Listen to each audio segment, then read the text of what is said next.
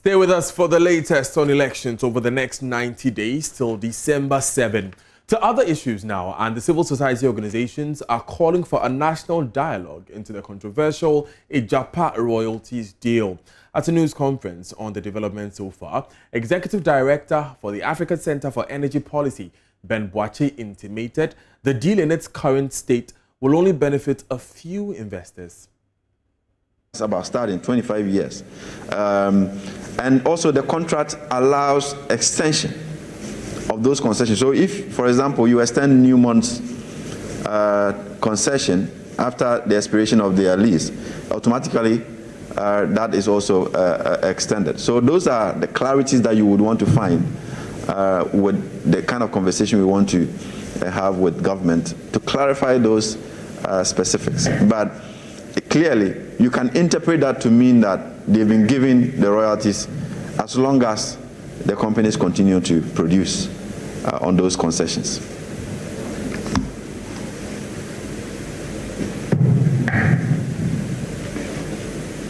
Thank you very much. Now let's go to Joseph Opoku-Gakpo, who was at that news conference for JoyNews. Now, Joe, we understand the CSOs are accusing government of massaging the figures.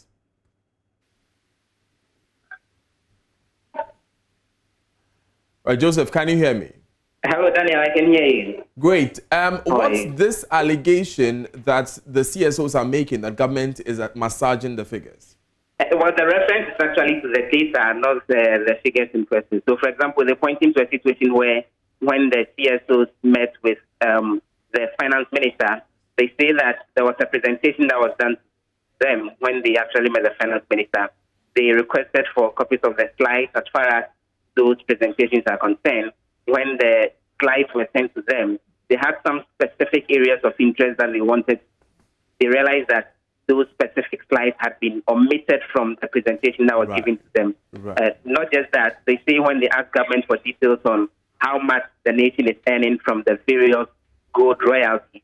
In the 2019 year, for example, government ended up giving them only a half-year figures instead of full-year figures. And they say this is important because in determining the value of Agyapa, which government is currently pegging at $1 billion, there would have to be a foreknowledge of how much the nation earns from the royalties every year. They have been insisting that it's around $2 million. Government says it's around $150 million.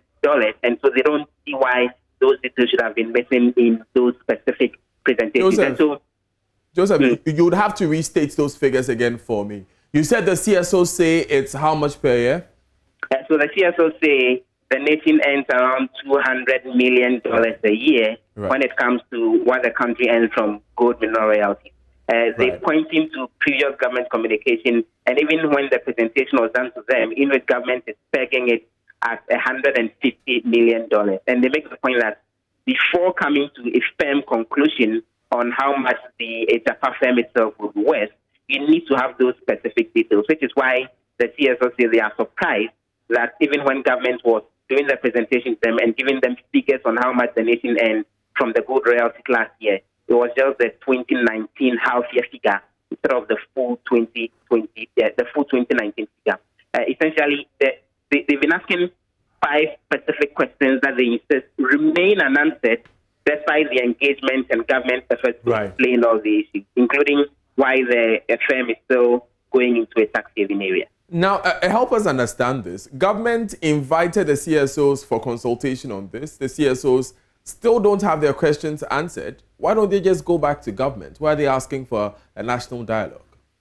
So they think that this is something that can best be settled when we have the entire nation helping with the conversation and actually getting themselves involved. But more importantly, as to why they are out there in the media raising the concern, they think that the Minister of Finance position, by announcing that they are going ahead with the deal, even though he says he's going to consult, doesn't very much reflect a good faith in terms of how he would want to discuss issues with them. And so they think that position that the minister has taken is completely out of place, and that's why they are restating their demand that the whole arrangement should be suspended fully before the conversations continue going forward. So pardon me, Joseph, this is in specific reference to that interview on Saturday on Newsfile, is it not?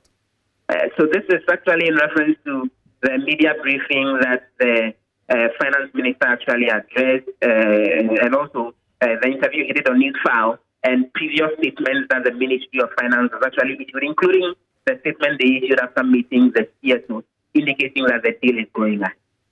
Joseph, thank you very much. We would, of course, need to examine these issues a bit further in later bulletins. You're still live on Joy News today with me, Daniel.